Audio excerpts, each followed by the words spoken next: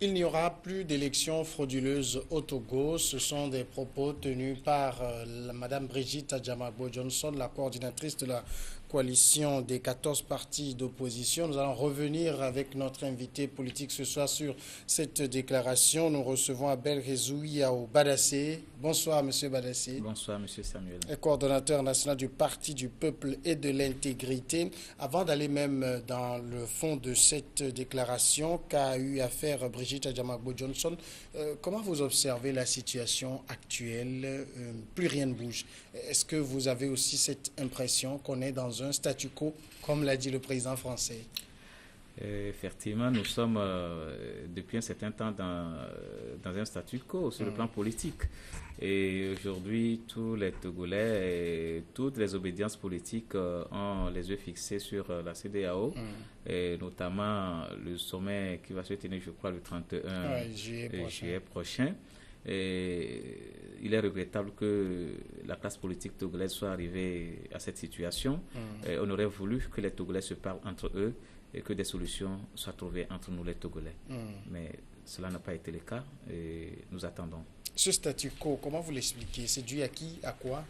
Bon, nous, au Parti du Peuple et d'intégrité, nous avons déjà expliqué cela. Nous avons dit que tant que ce dialogue est un dialogue exclusif et avoir aussi les positions au niveau des deux participants à ce dialogue, des positions aussi tranchées, et personne ne veut lâcher, je pense qu'il est clair que le constat va être fait qu'on ne va pas bouger.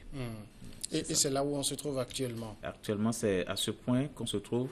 Personne ne veut céder et chacun campe sur sa position et puis ça ne facilite pas le dialogue. Pourtant, les sujets dont on doit discuter, tout le monde les connaît. Pourquoi on ne les aborde pas dans le fond? Bon, je crois, au PPI, nous avons dit que le dialogue ne devrait pas prendre en compte la question de la candidature ou non du chef de l'État en 2020. Je pense que c'est le nœud même du problème, c'est ça qui bloque. Sinon, je pense que l'opposition, nous avons réclamé les deux tours, nous avons réclamé, je ne sais pas, une élection, effectivement une élection à deux tours, puis une limitation de mandat, et bon, avec la phrase fétiche en aucun cas. Bon, je pense que le projet de loi qui a été envoyé par le pouvoir, et nous, au PPI, on avait souhaité que le Parlement puisse, le député de l'opposition puisse valider cela, pour que nous puissions avoir un acquis. Si nous voulons capitaliser aujourd'hui les efforts que nous avons consentis depuis le 19 août 2017, qu'est-ce que nous avons concrètement sous la main, à part les libérations, les quelques libérations qui sont survenues? On n'a rien sous la main pour capitaliser aujourd'hui. Donc, il faudrait que nos frères de la C14 puissent comprendre que la candidature ou non du chef de l'État peut être discutée dans un autre cadre, pas celui du dialogue. Je pense que si une fois que nous sommes arrivés à obtenir les réformes, l'essentiel, je pense que la question de la candidature ou non du chef de l'État serait très facile. Vous savez que dans ce Togo, ceux qui tiennent de tels propos sont considérés comme béquilles du pouvoir. Oui, ben c'est dommage. Au Togo, bon, beaucoup de personnes, bon, je ne vais pas situer quand même, pensent que ceux qui tiennent de ces propos soutiennent le parti. Nous, on veut être réalistes. Ce qui est faisable dans une démocratie, un président qui est démocratiquement élu, qui n'a pas fini son mandat, on ne peut jamais lui dire de partir. Ou bien demander qu'il soit... pour le moment, la constitution avec laquelle nous travaillons, c'est celle de 92 modifiée, qui a été amendée. Mais c'est elle que nous avons. Mais si aujourd'hui nous demandons que cette constitution soit revue, mais il faut aussi que nous soyons prêts à faire certaines concessions. Et nous avons souhaité que nous puissions plus travailler sur le cadre électoral et assainir toutes les conditions qui puissent nous amener à des élections crédibles et transparentes et justes. Alors, vous avancez la question du cadre électoral et quand vous entendez la coordinatrice de la coalition des 14 dire qu'il n'y aura plus d'élections frauduleuses au Togo, est-ce que justement ce n'est pas en référence au cadre électoral? Effectivement, lorsque nous l'avons entendu, nous avons pensé qu'elle fait allusion au cadre électoral et c'était ça le nœud même du problème qu'il fallait attaquer au niveau du dialogue. revoir le cadre électoral pour que nous puissions avoir toutes les garanties d'une élection transparente. Je pense qu'avec ça, tel que nous voyons, nous avons vu depuis le 19 août, où une grande majorité était dans la rue. Si nous avons obtenu ces conditions, on devait aller directement aux élections. Et je pense que cela devait aller à la faveur de l'opposition, à voir ce que nous voyons dans les rues. Donc, mais malheureusement, cela n'a pas été le cas. Et aujourd'hui, si la C14 revient à cet état des choses, qu'il faudrait désormais qu'il y ait au Togo des élections propres, transparente, je pense que c'est le cadre électoral qui doit être revu. Alors, elle le dit, c'est vrai, et on peut considérer que c'est la position de la C14, mais alors pourquoi on n'attaque pas directement ce sujet-là du cadre électoral? Bon, je vois un peu, je ne vais pas dire une divagation, mais au niveau, les positions ne sont pas aussi stagnantes au niveau de la C14. Bon, entre-temps, c'était le départ immédiat du chef de l'État. On est revenu sur un amendement de la Constitution de 92 en 5 points. Et aujourd'hui, bon, si c'est une nouvelle formule qui est sortie, bon, on ne comprend plus rien. Bon, pour nous, le PPI a dit depuis qu'il faut travailler sur le cadre électoral. Alors, travailler sur le cadre électoral suppose aussi que nous, partis d'opposition, nous devons aussi faire un travail de sensibilisation, un travail de formation civique. Parce que je vais vous donner un exemple. En 2010, j'ai suivi un bureau de vote où il y avait des délégués d'un parti d'opposition. Il y avait également 100 représentants dans les commissions listes et cartes. Il y avait également 100 représentants parmi les membres du bureau qui siégeaient. Et tenez-vous bien, au décompte le soir, au dépouillement, ce parti n'a eu aucune voix. Mais comment est-ce qu'on peut justifier cela? C'est-à-dire qu'un travail à la base n'a pas été fait. Mais si aujourd'hui, nous, partis politiques de l'opposition, nous ne faisons pas ce travail de base, on peut obtenir toutes les réformes aujourd'hui. Nous allons avoir toujours des problèmes au niveau des élections. Alors, étant entendu que ce sont les élections qui ont toujours posé problème au Togo. Ce sont des élections. Ce sont les élections. Si tant est que c'est le cadre électoral qu'il faut revoir d'abord, avant d'aller à cette élection, je pense qu'on doit oublier la question de la candidature du chef de l'État et aller à l'essentiel. Aujourd'hui, l'essentiel pour nous au PPI, ce sont les réformes. Ce sont les réformes. Ce n'est pas la candidature. Je pense que c'est une question qui doit venir en 2020. Nous sommes en 2018. Il y a les élections législatives qui nous attendent. Mais pourquoi ne pas parler des élections législatives d'abord? Mais il faut prendre le pouvoir au niveau du Parlement. Et si nous avons les 4/5e, mais on peut rapidement faire toutes les réformes qu'on veut. Mais pourquoi enjamber ce grand rendez-vous qui nous attend en 2018 Normalement, le mandat du Parlement finit le 19 août prochain. Et vous savez que ce mandat a été prolongé, donc ils sont tous très contents, peut-être pas très pressés d'aller aux élections, parce que certains sont sûrs de ne pas pouvoir se faire réélire aussi. Nous, au PPI, nous ne sommes pas pour cette prolongation, mais nous sommes obligés de constater cela. Puisque c'est la Constitution modifiée qui a décidé ainsi. Oui, effectivement. Cette même Constitution décriée. Effectivement. Nous pensons que les Togolais sont mieux, qu'ils peuvent se parler, qu'ils peuvent s'entendre sur le minimum. Le minimum pour nous, c'est quoi? C'est le cadre électoral. Qu'on revoit la Constitution. Et nous avons fait une proposition au niveau de la Cour constitutionnelle. Nous avons souhaité que le président de la Cour constitutionnelle ne soit pas nommé par le chef de l'État, mais qu'il soit élu par ses pairs. Et que cette Cour-là soit vraiment indépendante. Et au niveau de la CENI également, qu'on ait une CENI indépendante composée de toutes les obédiences politiques. Mais c'est ça aussi le problème. Pourquoi on ne va pas directement à une CENI technique? C'est une question de confiance. Aujourd'hui, les Togolais ne se font plus confiance. Lorsque nous voyons ce qui se passe, bon, ça c'est une parenthèse que j'ouvre, avec ce qui s'est passé à notre frère Djeritama au niveau, je crois, à Bruxelles. Nous condamnons d'abord cet acte-là, mais aujourd'hui, on a l'impression qu'il y a un groupe de Togolais qui ne veulent plus laisser les autres s'exprimer. On voudrait alors que nous puissions avoir une direction unique. Alors nous retournons encore dans le système de dictature. Donc, il faudrait que le jeu soit ouvert au niveau de toutes les obédiences politiques pour que chacun puisse apporter sa contribution. Mais s'il faut dire que nous, c'est ce que nous pensons, c'est ça qui est la vérité, on ne peut pas évoluer. je pense que les Togolais doivent s'asseoir, se regarder en face et se parler, se faire confiance. Sinon, depuis, on devait aller à une CENI technique et on aurait pu éviter tout ce temps perdu.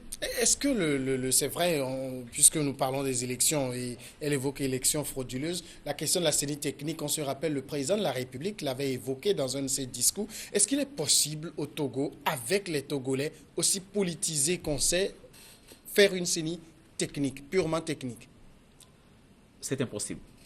C'est impossible. Carrément. Parce que je ne sais pas quel genre de Togolais on va mettre au niveau de la CENI et qu'il n'y aurait pas de contestation, soit au niveau du camp présidentiel, soit au niveau de l'opposition. Je pense que c'est un travail qu'il faut refaire encore dans l'esprit de nous, les Togolais, pour que d'ici les années à venir, on puisse arriver quand même à cette CENI. D'où ceux qui demandent que les élections soient supervisées carrément par la communauté internationale. Bon, nous, c'est pas carrément par la communauté internationale, mais il faudrait que cette communauté-là ait son droit de regard dans le déroulement de tout le processus. Comme en 58. En 58, nous avons proposé même qu'au sein de la CENI, que la communauté internationale soit représentée, mais pas comme des observateurs passifs, mais qu'ils soient actifs. Actifs, c'est-à-dire? C'est-à-dire qu'ils puissent avoir le droit de parler, de faire des observations. Mais est-ce que ça, c'est pas dangereux, un État souverain qui confie les élections qui relèvent de sa souveraineté? Je pense que dans un État où on est plus prêt à se faire confiance, c'est ça qui peut nous amener vers une sortie de crise. Et est-ce qu'on est prêt à faire confiance à des étrangers?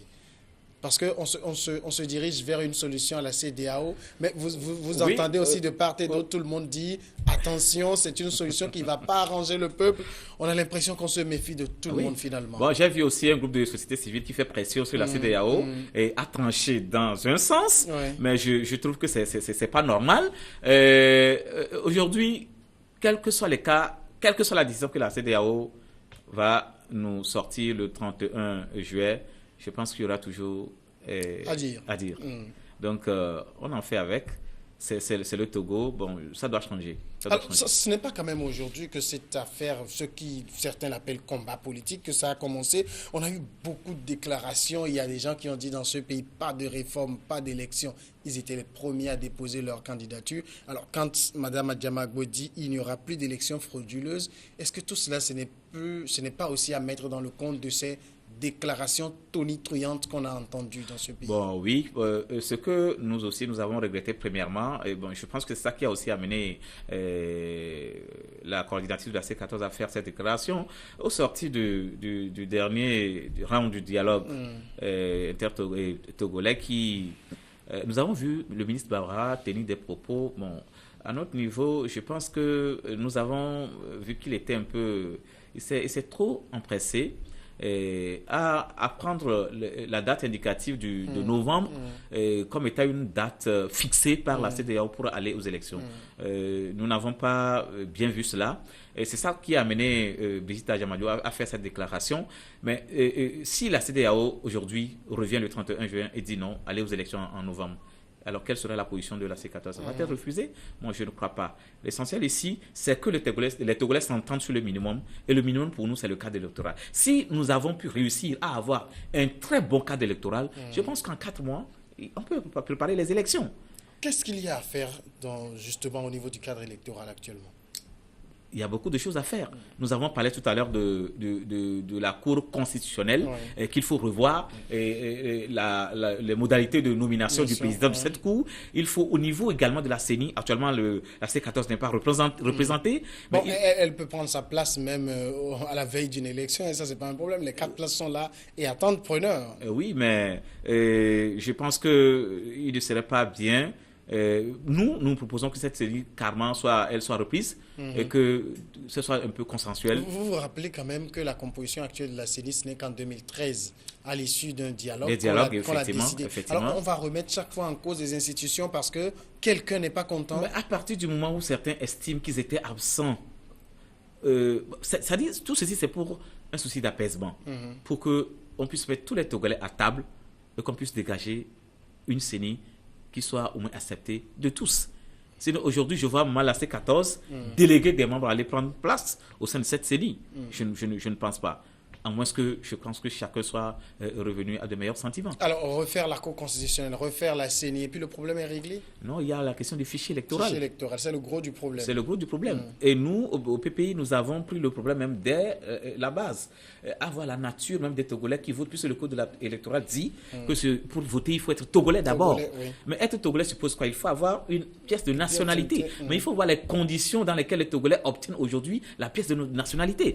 Alors que je crois la Déclaration universelle des droits de l'homme que le Togo a ratifiée et dit que c'est un droit pour les citoyens d'avoir une nationalité. Et aujourd'hui, avec le code de nationalité que nous avons, mais s'il faut encore toute cette tracasserie administrative et voir de lourdes charges financières avant de pouvoir accéder à cette pièce, je pense que ce n'est pas juste. Mais vous allez voir, lors des recensements, ou bien lors de la révision, des listes électorales, mais des Togolais venir avec, écrire leur identité sur papier et ils sont enregistrés. Mais sur quelle base nous savons que tel ou tel est Togolais et on fait l'enregistrement? Donc, il faudrait revoir la question du fichier à la base. Il faut qu'on ait un état civil fiable qui puisse enregistrer les naissances, les décès. Mais aujourd'hui, ce n'est pas le cas. Est-ce que c'est fondamentalement la faute du pouvoir? Vous avez dans des milieux où les naissances ne sont pas déclarées. Il y a des gens qui vivent sans pièce d'identité, malgré les campagnes de sensibilisation, malgré même des campagnes foraines d'établissement de pièces d'identité. Il n'y a pas engouement là. Ce n'est plus de la faute du parti au pouvoir, c'est peut-être la faute de toute la classe politique qui ne sensibilise pas les populations à cet effet-là. Je pense que la faute est au gouvernement parce que c'est son rôle de sensibiliser les populations, de rapprocher les services de l'état civil auprès des populations. On a des états civils même dans des hôpitaux aujourd'hui. Donc, lorsque vous accouchez, vous avez l'état civil qui est à côté. Mais bon nombre de Togolais ou de Togolaises ne le savent pas. Mais je pense que même si cela a été fait, cela n'a pas été accompagné par une diffusion, une sensibilisation. Mais aujourd'hui, il y a encore beaucoup de Togolais qui n'ont pas de pièces. Même une simple naissance, ils n'en ont pas. Est-ce que là, c'est ce que je dis, est-ce que le gouvernement est responsable de ça? L'état civil est dans l'hôpital. C'est vrai, on comprend qu'il y a encore des naissances dans les maisons, mais ceux qui font naître leurs enfants à l'hôpital et qui ne les déclarent pas. Tout est question de sensibilisation, c'est ce que je venais de dire. Alors, il faudrait faire comprendre aux familles l'importance de cette pièce. Mais si une dame vient accoucher, mais pour elle, la pièce de naissance, ça ne veut rien dire. Alors que c'est à 0 francs. C'est à 0 francs. Effectivement, c'est à 0 francs. Mais elle va rentrer. Mais il faut un travail de sensibilisation. Si cela n'a pas été fait, moi je ne pense pas qu'on puisse accuser encore les Togolais. Non. Là, on doit reformater toute la société. On doit reformater toute la société, c'est ça. Alors, ce n'est pas des problèmes qu'on va régler du jour au lendemain. Non, c'est pas des problèmes. Le problème de fichier électoral, ce n'est pas du jour au lendemain. Là. Pour avoir un fichier actualisé, fiable, ce n'est pas du jour au lendemain. Au moins, on peut faire l'essentiel sur ce fichier en essayant de l'apurer et de pouvoir supprimer les personnes qui sont décédées, les doublons et autres, Mais je pense que c'est tout ce que l'opposition demande, c'est tout ce qu'on demande. Mais en attendant de revoir la question de l'état civil, mais il faut faire ça, c'est le minimum. Et aujourd'hui, le gouvernement n'a jamais dit non à ça. Mais qu'est-ce qu'il fait? Il faut qu'on aille directement.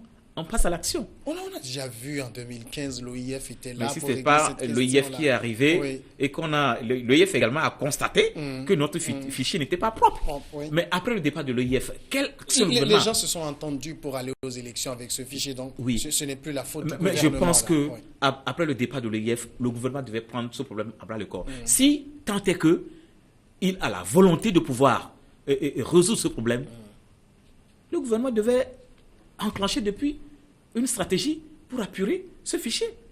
On ne va pas être encore à la veille d'une élection et revenir encore sur les mêmes problèmes. Justement. On va alors taxer une mauvaise volonté. Pourquoi c'est à la veille des élections qu'on soulève souvent ce problème-là? Au lendemain des élections passées, quand on a constaté que le fichier a été problématique, l'opposition aurait pu dire, d'accord, voilà un problème, réglons-le dès maintenant. Je pense que je vais vous répondre autrement. Les Togolais ont le malheur d'avoir une classe politique de l'opposition sclérosée et une société civile très colorée politiquement. Et c'est ça. Sinon, la société civile devait nous aider à la résolution de ce problème. Aujourd'hui, on a l'impression que toute la société civile Bon, je pense que quand j'entends certains groupes, c'est des partis politiques et non des sociétés civiles. Mais je ne vois pas alors leur action concrètement par rapport à ce sujet. Les gens sont là pour défendre bec et ongle des questions politiques et en oubliant l'essentiel. Nous pensons que il faut un renouvellement de la classe politique aujourd'hui. Un renouvellement de la classe politique. De la classe politique.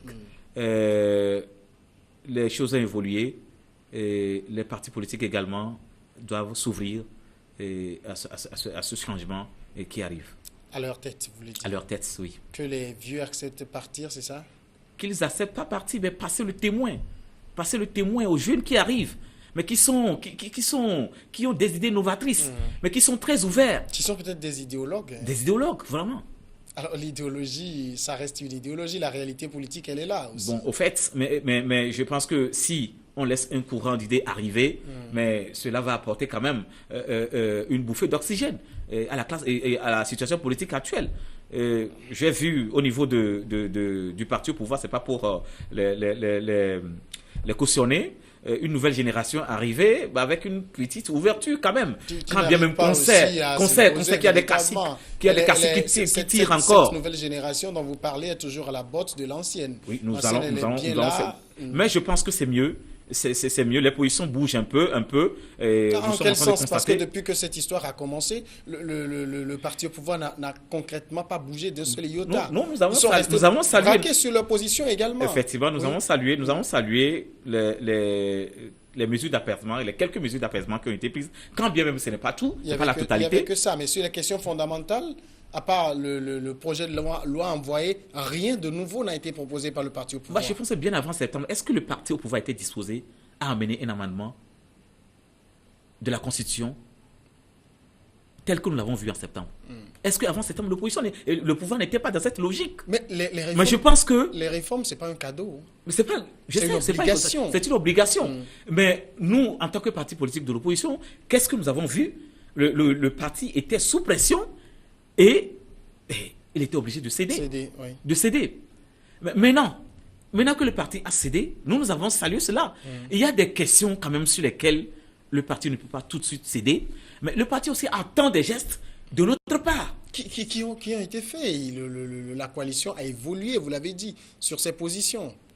Elle était bloquée au départ sur un départ du président de la République. Les positions ont varié. On n'en parle même plus là. Ça veut dire qu'il y a eu évolution quand même au niveau de la coalition. Mais au niveau du du parti uni, rien de nouveau n'a été proposé depuis là. Bon, je pense que si vous dites rien n'est proposé, pour nous, ce qui est important, ce sont les réformes. Aujourd'hui, le point sur lequel le parti uni est en train de camper, c'est peut-être la candidature ou non de leur champion. Oui. Et nous, sur cette question, nous disons que ce n'est pas discutable, surtout dans le cadre de ce dialogue, mais par un accord politique, c'est possible. Alors si c'est là, on peut leur concéder cela. Mais sur les autres questions, par rapport au cadre électoral, par rapport au projet de loi qui a été envoyé, j'ai vu que c'est quand même un acquis qu'il faut saluer. D'accord, un acquis qu'il faut saluer, Monsieur Abel Badassé. Est-ce que vous n'avez pas la crainte que, avec toute cette agitation qu'on a eue depuis presque un an déjà, on ira encore à des élections dans les mêmes conditions? Avec ce qui se profile à l'horizon, la CEDEAO n'a pas encore donné sa position, mais si vous entendez les états-majors des différents partis politiques s'exprimer, je pense que, quelle que soit la décision de la CEDEAO, il y aura toujours des contestations. Ce serait alors très regrettable, en tant qu'adultes, que nous soyons traités de la sorte. Oui. Et les Togolais doivent se comprendre. Mais si cela ne va pas être le cas, nous allons constater avec une grande tristesse que c'est les mêmes effets qui produisent, et c'est les mêmes causes qui produisent toujours les mêmes effets. Alors, il y a beaucoup qui espèrent peut-être que la communauté économique des États de l'Afrique de l'Ouest va demander au président en place de quitter le pouvoir. Il faut peut-être leur dire que ça n'arrivera jamais. Mais je ne sais pas, c'est sur quel continent ils sont et on fait cette proposition. Mais c'est impossible. C'est impossible. J'ai suivi un débat, je crois, sur un média où un membre de la société civile qui dit qu'il faut en finir avec Ford. Je pense qu'il est trop allé. La CEDEAO ne peut pas venir aujourd'hui, la CEDEAO qui parle de légalité, de respect, de délais constitutionnels, venir aujourd'hui dire au président fort de parti, nous ne voulons pas être dans les illusions et demain et tromper, et ne pas regarder la face du peuple, ce n'est pas possible. Il faut dire les choses telles qu'elles sont. À l'heure actuelle, la CEDEAO ne peut jamais dire au président fort de quitter le pouvoir. Ce n'est pas possible. Nous, notre souhait, c'est que la CEDEAO fasse tout pour arracher un bon cadre électoral pour les Togolais. C'est la CEDEAO de faire ça pour les Togolais. Mais une fois que nous avons montré notre incapacité en tant qu'adultes à nous parler, mais je pense que nous allons être sous perfusion de la CEDEAO. Abel Hezoui Yaoubadassé, merci d'être passé répondre à nos questions. C'est moi qui vous remercie. Vous êtes coordonnateur national du Parti du Peuple et de l'Intégrité, PPI. Nous allons maintenant observer une pause et après ce sera un regard croisé. Merci.